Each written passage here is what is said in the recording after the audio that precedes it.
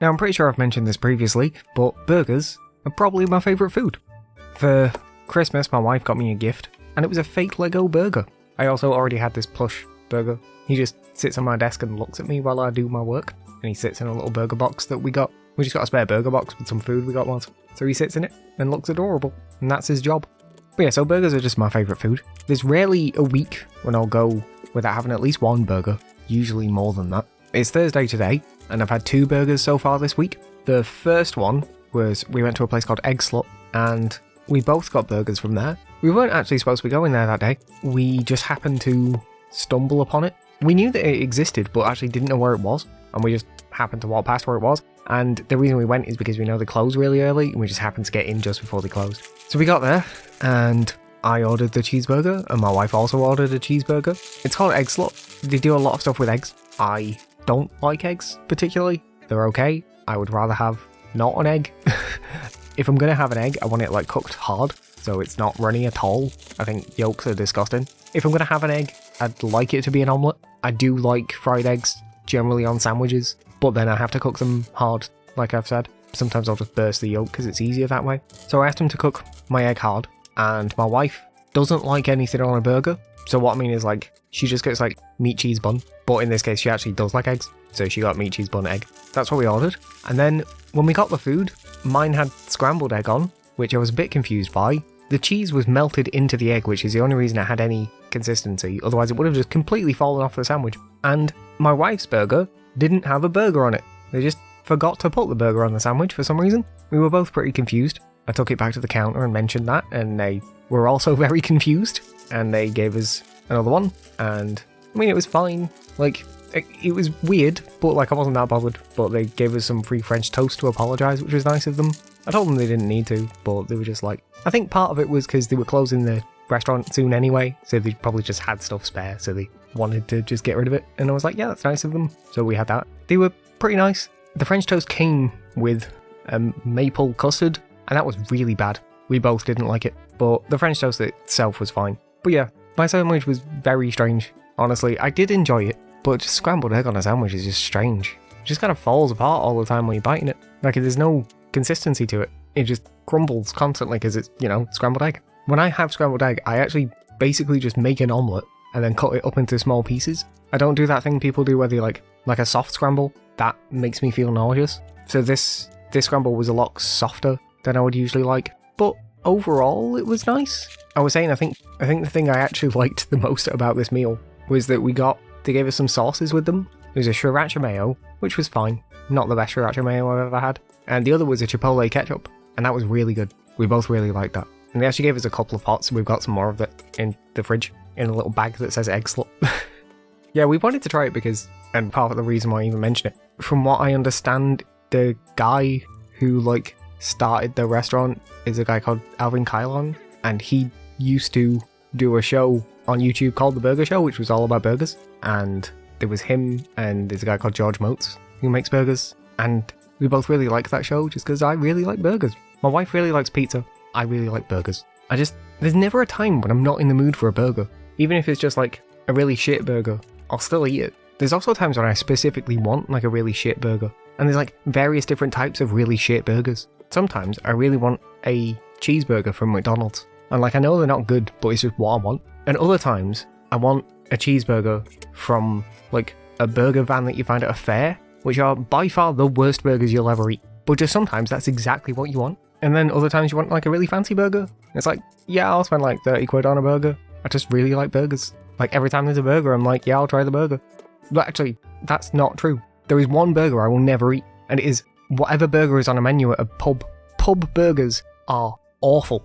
Like, consistently terrible burgers. I don't think I've ever had one that was good. Because, I guess I should probably say, actually, maybe I don't like burgers. I do like burgers. But what I mean is that I love smash burgers and absolutely hate, like, thick burgers. Thick burgers are awful. They're just not enjoyable in the slightest. Because it's not like burger. I can't really describe it. It's not like the experience I would want from biting into a burger. It's more the experience of biting into a meatball. It's just not the same. It's not what I want. If the burger on my sandwich is more than like 2-3 centimeters tall, it's too tall. Actually, no, 3 centimeters would be too much because that's more than an inch, isn't it? I don't really do inches, but I was going to say an inch is too big, and then I realised that I said 3 centimeters, and 3 centimeters is more than an inch. I mentioned this before, but I use centimeters for specifics and inches for guesses. So if I'm like, it's about 6 inches, it actually means nothing to me. But if I know exactly, I'm like, oh yes, it's 7 centimeters. I know that is kind of weird, but that's just how my brain works.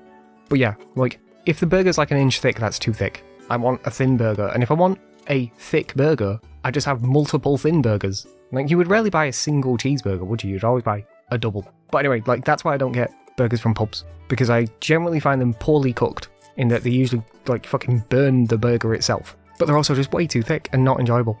I've also mentioned, I think I told this story the other day, when I mentioned all about being in hospital in America. It's a story I've told a few times, but the first thing I did after I got out of hospital was went and got a burger.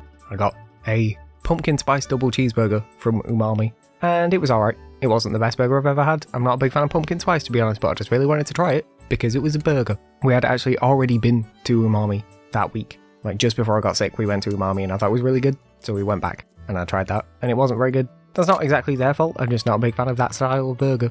Like, I don't think pumpkin spice is great.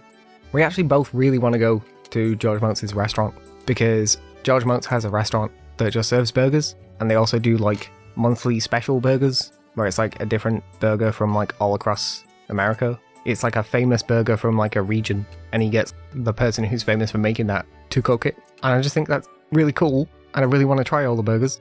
There's so few burgers I've ever seen where I've been like, that sounds awful. I always want to try the burger. I just realised I've spoken all of this time and not mentioned the build at all. So yeah, I got a fake Lego burger to build, and I didn't think it was very good, to be honest. It doesn't look great, and it was just a bit fiddly to build. And I also found some of the instructions like kind of poorly laid out. At the start, I opened it, and there's 3 bags. So I was like, okay, the bags were labelled, and I was like, okay, so one will be for one step, and one will be for another, and one will be for another. No, you just open all 3 bags and get bits out of each of them when you need it. So what was the point? It just seemed a bit worthless. It seemed like wasting plastic, to be honest. And then some of the steps were put pieces down on the table.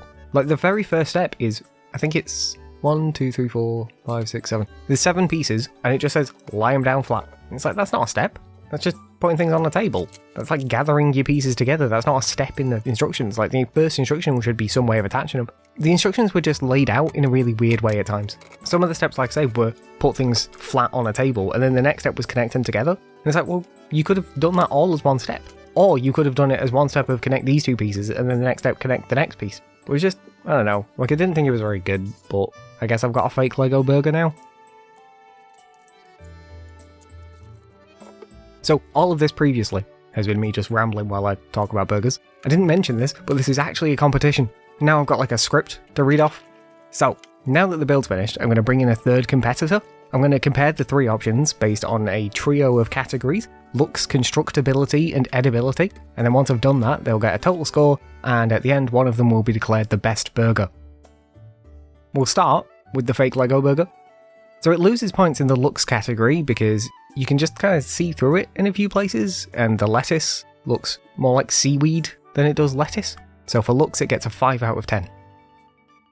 For constructability, I gave it a 6 out of 10, because while I clearly did build it, it wasn't a particularly enjoyable build, mostly because the parts were in mixed bags, the instructions were poor, and it feels kind of flimsy now. It just kind of feels like it'd fall apart at the slightest provocation. And for edibility, I'll give it a 0 out of 10, because I don't think I could eat it if I tried, which gives it a total score of 4 out of 10. Next is the plushie. So for looks, I give this a 10 out of 10, because it's adorable, so I couldn't give it anything less than a perfect score. For constructability, it gets a 2 out of 10, because while I think I technically could put it together if I was given the pattern and the materials, I would definitely struggle, and it would probably not come out as well. And for edibility, I don't think there would be any nutritional benefit to eating it, but I definitely could if I had to, unlike the Lego. So for that, I give it a 5 out of 10. Which gives the plushie a total score of 6 out of 10. And then the final is a Big Mac. So for looks, I give it a 4 out of 10. Big Macs never look particularly great, but this is a very poor showing. The meat looks kind of grey, although that might not come through as well, depending on how good my colour grading is. The bun was ripped, and it just looks kind of sad. For constructability, I've given it a 5 out of 10. It's actually the easiest of them to build, but I just don't think I'd ever want to. At least there's some enjoyment from the fake Lego, but at the end of this, you're just left with a Big Mac. And then for edibility, I give it a 7 out of 10. It's the only one of the three that I actually ate, and while it was cold, that's my fault for filming it, so I'm not going to knock points off for that. I will say, it doesn't have any pickles on it, and that's because I think McDonald's pickles are terrible. Pickles, I actually really like pickles. McDonald's pickles are just bad, so I don't get them. I do, though, get extra sauce because I actually really like Big Mac sauce. So that gives it a total score of 5 out of 10. So now, the winner of the Holden Gatsby Best Burger Award for the best burger out of the 3 possible choices in this competition about burgers is the Burger Plushie. It was surprisingly close in the scoring, but while the plushie loses points in construction, it's technically edible, and it's by far the best looking of the choices. I think the only thing that might have surpassed it would have been if I'd cooked a burger myself, but that'll have to wait for another time. Special thanks to my patrons, Justin Wood and Koopy Vegeta. Take your place in the free market over at patreon.com/HoldenGatsby. Check out my Instagram, TikTok and Twitter at Holden Gatsby, and follow me on Twitch at twitch.tv/HoldenGatsby. Don't forget to subscribe to all of my channels. If you want more, you can watch my last video now, but if not, then thanks for sticking around. Bye.